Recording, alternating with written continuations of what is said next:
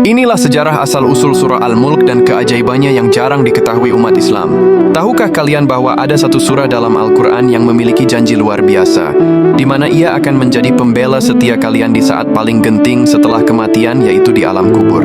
Surah itu adalah surah Al-Mulk, atau surah ke-67 dalam Al-Quran, yang juga dikenal dengan sebutan Tabarak atau Maha Suci. Secara harfiah, Al-Mulk memiliki arti kerajaan atau kekuasaan mutlak. Dahulu surah Al-Mulk diturunkan di Mekah pada fase awal dakwah Nabi Muhammad. Pada masa itu, kaum Quraisy Mekah sombong dengan kekayaan dan kekuasaan mereka di dunia. Mereka meragukan kekuasaan Allah dan adanya hari kebangkitan.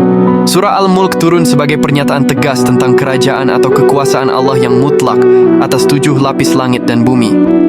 Ayat-ayat awalnya menantang manusia untuk menemukan celah atau kekurangan dalam ciptaan Allah. Surah ini mengalihkan fokus dari kehidupan duniawi yang fana menuju realitas akhirat, azab kubur, dan hisab yang pada saat itu sering diingkari oleh kaum musyrikin. Keajaiban utama surah Al-Mulk adalah perannya sebagai sang penghalang atau al-mani'ah dari azab kubur. Ini adalah fakta spiritual yang dikuatkan oleh banyak hadis sahih. Ketika seseorang meninggal dan berada di alam kubur, surah ini digambarkan datang dalam wujud tertentu dan menjadi tameng.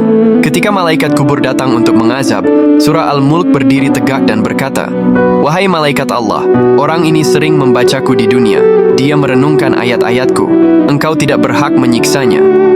Di dalam sebuah riwayat dari Abdullah bin Mas'ud, Nabi Muhammad pernah bersabda, surah Tabarak atau Al-Mulk adalah pencegah yang mencegah dari azab kubur. Surah ini tidak hanya melindungi, tetapi juga memohonkan ampunan. Ia akan terus berjuang di sisi pembacanya pada hari kiamat, serta meminta kepada Allah agar dosa-dosa pembacanya diampuni dan dimasukkan ke surga. Mengamalkan surah Al-Mulk sangatlah mudah. Cukup membacanya setiap malam, terutama sebelum tidur. Waktunya singkat sekitar 10 menitan, namun keutamaannya adalah jaminan keamanan di alam kubur. Surah ini mengajarkan kita tentang kekuasaan Allah yang tak terbatas dan mempersiapkan kita dengan bekal terbaik untuk kehidupan setelah mati.